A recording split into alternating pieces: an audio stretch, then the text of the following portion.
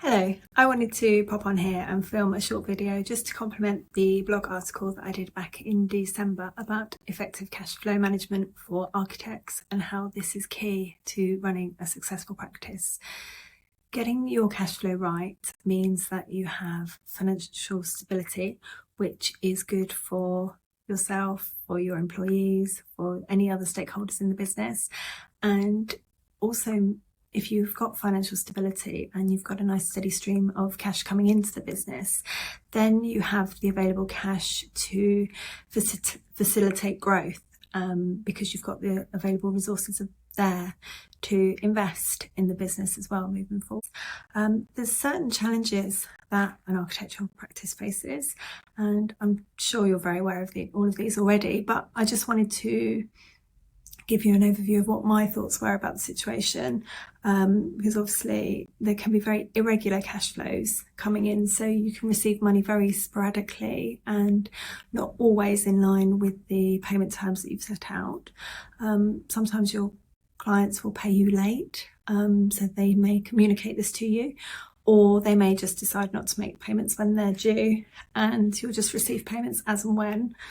And perhaps the biggest one is delays on projects. So if you have a project running and there's a delay arises because of a result with a planning issue, or maybe somebody wants to put some more thought into the design and it just causes the project to stall, that will more than likely mean that you can't actually raise your invoice for the work that you've done up to that point. So you're a bit stuck waiting for that money's come in, because until you can raise that invoice, you know that the cash isn't going to come in. So that can have a really big impact on the practice.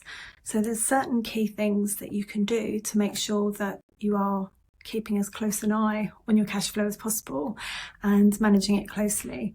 So perhaps the most important thing to do is to ensure that you're managing the project timelines and keeping an eye on those key project milestones. So at which point can you raise invoices? At which point do you need to take action to make sure that you're overcoming a future problem?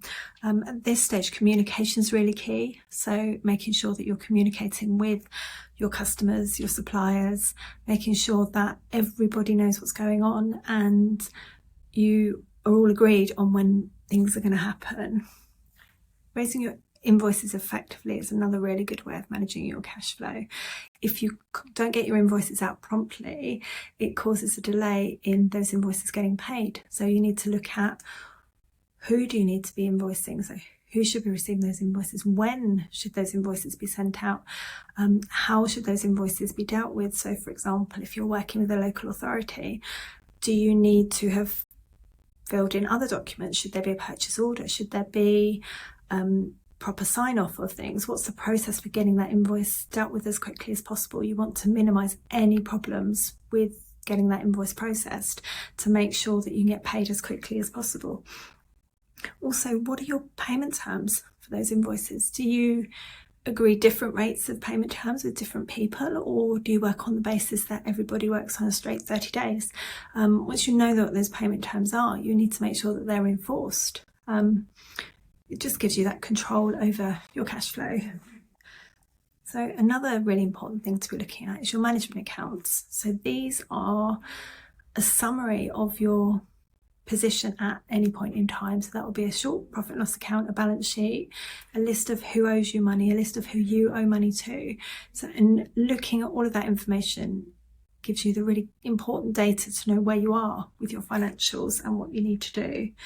Another really important thing to think about is your break-even point. If you don't know what your break-even point is, you don't know how much money you need to be making to cover how much you need for your personal expenditure every month. So break-even point starts by looking at how much you need, gross up the tax position, and then let's work out what turnover needs to be in order to generate you that income at the bottom.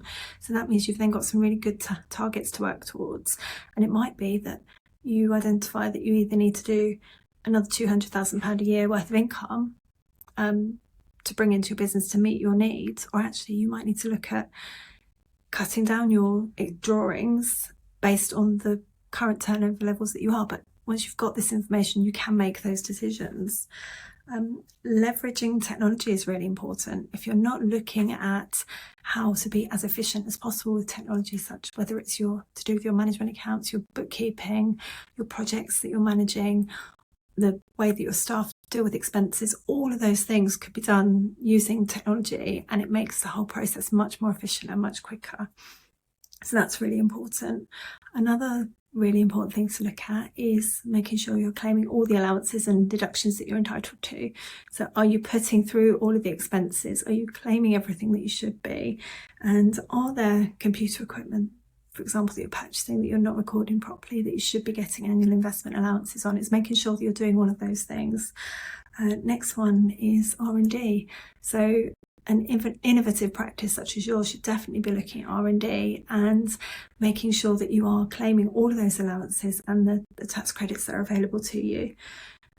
Finally, the most important thing to be doing is regularly review your forecasts. If you're not keeping track of your numbers, if you're not looking at where you are, then you're not going to know what position you're in. So regularly review your cash flow.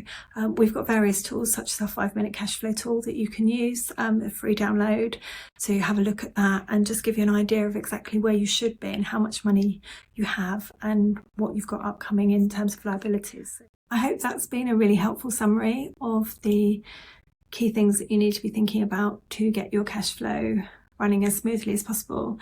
If there's anything I can do to help, please do just get in touch with me, either drop me a message or send me an email through the usual channels, and hopefully we can get this running as smoothly as possible so that you can focus on doing what you do best.